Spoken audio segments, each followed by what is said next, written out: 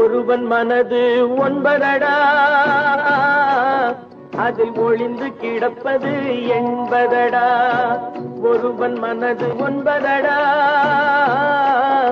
அதில் ஒளிந்து கிடப்பது என்பதடா.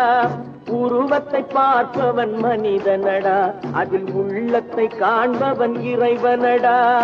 உருவத்தை பார்ப்பவன் மனிதனடா, அதில் உள்ளத்தை காண்பவன் இறைவனடா.